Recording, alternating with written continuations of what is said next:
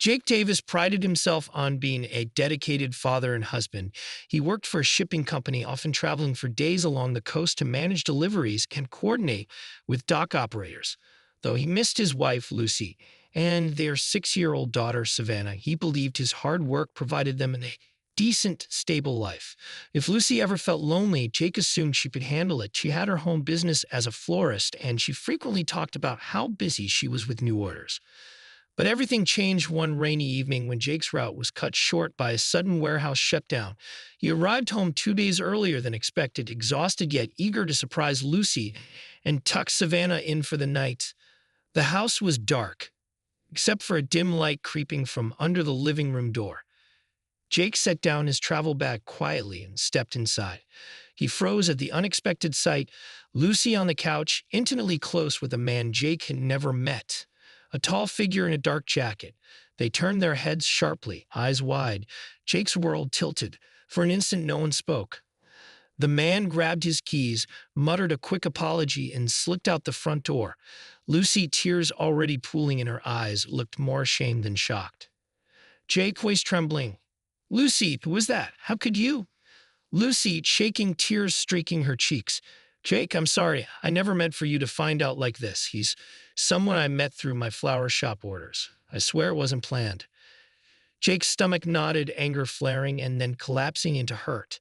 He glanced around at their family photos, vacations, Savannah's birthdays, and felt a stab of betrayal.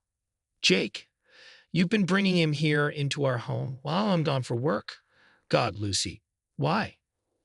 She closed her eyes, hugging herself as if cold. "Lucy, because I felt so alone, Jake. You're always on the road. And I know it's for us, but I let my loneliness get the better of me. I should have told you how I felt. I was stupid and selfish." Jake's hands shook. Part of him wanted to yell, to throw everything out the door. Another part remembered Savannah, their little girl who adored them both. You could almost hear her small voice from upstairs, asleep and unaware of the late-night drama unfolding below.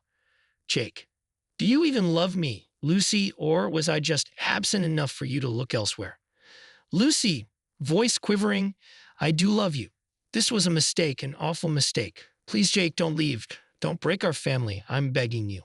A storm of thoughts raged in his mind. He imagined a divorce, custody battles, Savannah caught in the middle, weekend visits. He imagined Lucy alone, or perhaps with that stranger who'd just fled.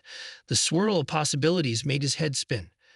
And yet, Jake couldn't deny that, despite her betrayal, he still loved her. He recalled the day they brought Savannah home from the hospital, Lucy's hand gripping his as she said, "We're a team forever."